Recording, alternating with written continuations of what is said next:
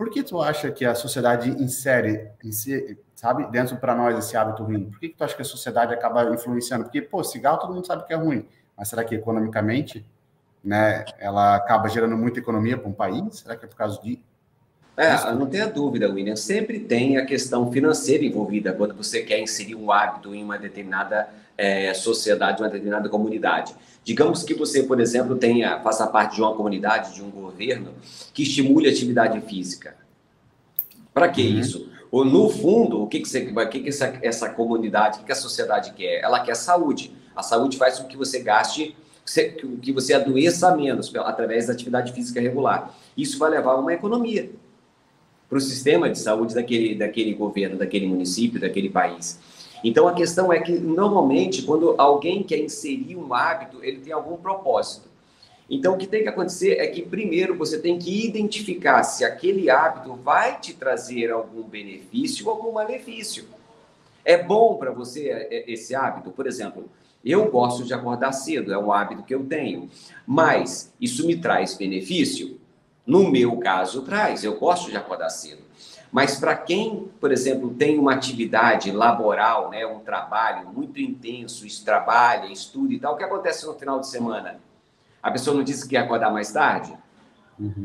Então, às vezes a pessoa ela não quer ter esse hábito, principalmente aos fins de semana. Então, ela quebra o hábito, vamos lá, mas ela tem um propósito, ela tem um motivo.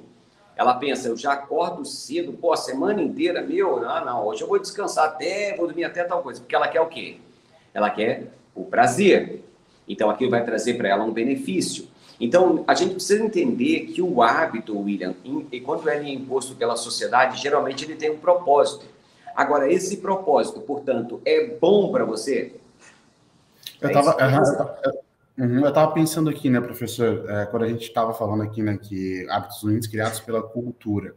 Às vezes a gente pensa que a cultura é o próprio governo, mas às vezes, e realmente não é, né? A cultura são as empresas, né? Se o professor for perceber, né, uma empresa de cigarro é uma empresa de cigarro, uma empresa de pasta de dente, de pasta de dente é outra questão. Então, tipo assim, às vezes a gente pensa que que é o governo que, enfim, que introduz, né, essa cultura na gente, mas na verdade são as empresas, né? Então, às vezes, para a gente poder perceber, né, o que eu quero dizer com isso, que o poder do hábito ele é tão forte nas nossas vidas que se a gente, por sentir a satisfação, né, quando a gente entende muito do hábito, só a satisfação do odor, né, da refrescância que dá na minha boca, da espuma que dá no shampoo, né, por que o shampoo é tão famoso? Por causa da espuma, porque eles não precisavam ter na composição do shampoo a espuminha, entendeu? Então, só isso introduziu o hábito nas pessoas que faz vender milhões e milhões de reais um produto em si, né, professor? Então, quando a gente entende, eu acho, essa questão do hábito e como introduzir isso nas pessoas, nossa, você tem um poder gigante na mão, né, professor? Exatamente. Por isso que quando você tem, por exemplo, quando algumas pessoas utilizam o neuromarketing, você já ouviu falar disso? Já. Que é a neurociência por trás dessa questão do convencimento, né? Que as pessoas precisam muitas vezes ouvir uma palavra, ver alguma coisa que chame a atenção. Por exemplo, no caso da espuma, dá a sensação de quê? De limpeza. As pessoas, quantas vezes você escuta falar um sabão? Você compra um sabão, por exemplo, para lavar a roupa. Se esse sabão não faz muita espuma, ele não limpa direito. Então, as pessoas associam uma coisa a outra. E se isso ficou implantado e você transformar sempre em um hábito e colocar isso, portanto, dentro da sua rotina, o que acontece é que você incorpora e muitas vezes você não percebe. E as pessoas param de observar se aquilo efetivamente faz bem ou faz mal para você. Vou dar um exemplo. No caso do fumo. Se todo mundo fumar, ninguém repara, por exemplo, quando você traga e quando solta a fumaça, que aquela fumaça pode prejudicar as pessoas que estão ao seu lado. Não é verdade? A gente sabe disso. Mas se todo mundo fuma, ninguém repara. Agora, se tem um no meio que fala assim, não joga essa fumaça aqui na minha cara, você, opa, tem gente que não gosta, olha só. Então, esse hábito não serve para algumas pessoas. Então, dentro de determinado ambiente, você não pode fumar e largar a fumaça de qualquer jeito. Então, olha como o ambiente, né, influencia nas nossas escolhas, nos nossos hábitos. Por isso que a grande questão é, se o meu hábito me traz benefício ou algum tipo de malefício. Se o ambiente que eu estou inserido ele participa da criação do hábito, da manutenção do hábito, porque muitas vezes, para você mudar o hábito que você considera ruim para a sua saúde, você tem que sair de perto de certas pessoas que te conduzem a executar, a dar início, ou é o gatilho para você iniciar o hábito ruim. Até no Poder do Hábito ele ensina essa questão do gatilho, né, professor? Porque para todo hábito sempre há uma deixa.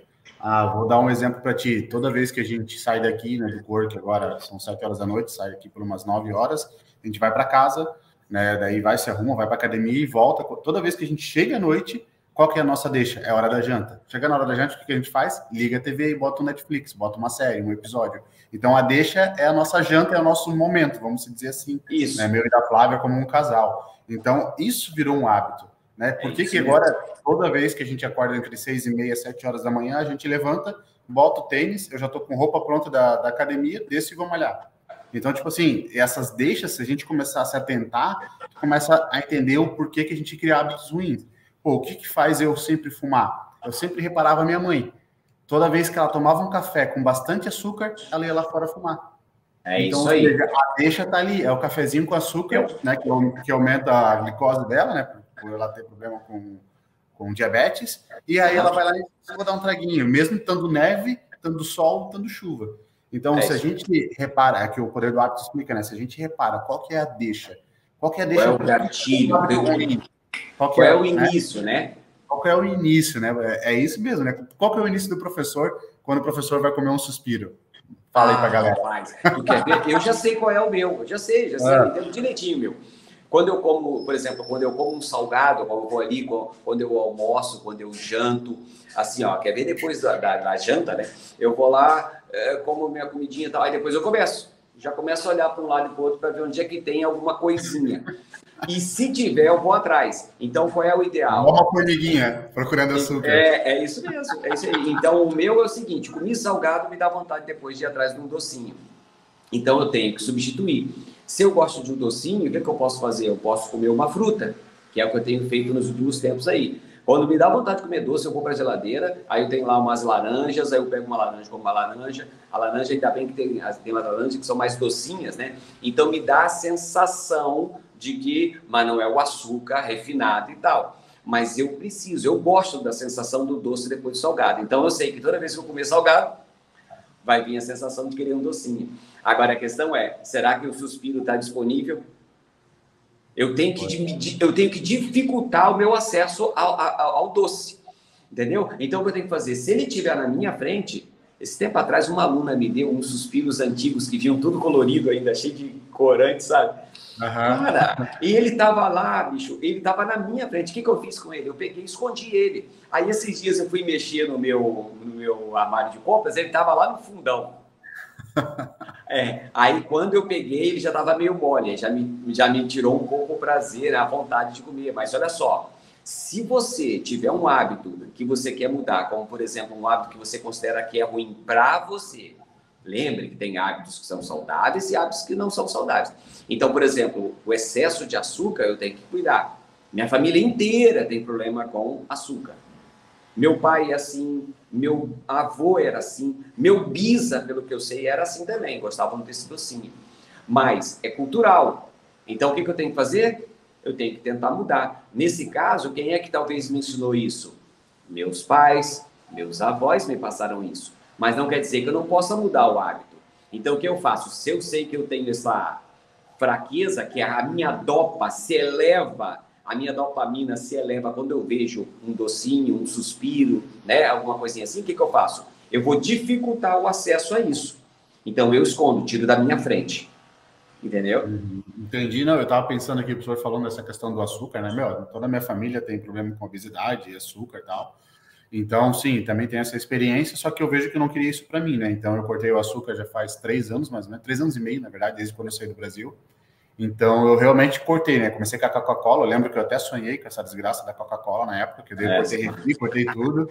Cheguei a sonhar, tive que tomar uma colherzinha de iogurte lá para poder voltar um pouco do açúcar no corpo. Enfim, mas consegui me livrar. Então, hoje eu não como mais açúcar refinado, né? A não ser que tenha num sonho, assim, alguma coisa que se eu vou comer aleatório, eu não fico me policiando nesse nível também. Mas em casa eu não tenho, né? Eu evito comprar açúcar refinado. E aí, isso, eu estava lembrando agora que eu estou nessa questão de dieta há muito tempo já, e hoje eu tenho uma sensação de dopamina, assim, professor, quando eu vou comer. Mas eu vou comer, eu sempre como comida agora, né? Comida normal, arroz, feijão, enfim. Eu tô com um prazer na hora de comer. Então a minha sensação não é o chocolate, o doce, é o feijão com arroz. Eu preciso Sim. ter feijão com arroz na hora do almoço, que é o meu prazer comer aquela comida, a salada, sabe? Então a gente consegue sim mudar o nosso hábito ruim, né? Que antes eu só comia porcaria, pizza, Certo. hambúrguer e tal, e começar a ter prazer. Só que eu lembro que demorou, né? Eu lembro que o primeiro mês, o segundo mês, assim, tipo, mas depois, com o treino, com tudo, a gente acaba meio que precisando daquilo. Então, tu olha assim, meu, que coisa gostosa. E aí tu come com prazer, assim, que tu não imagina que poderia existir, porque a gente estava acostumado com coisa ruim.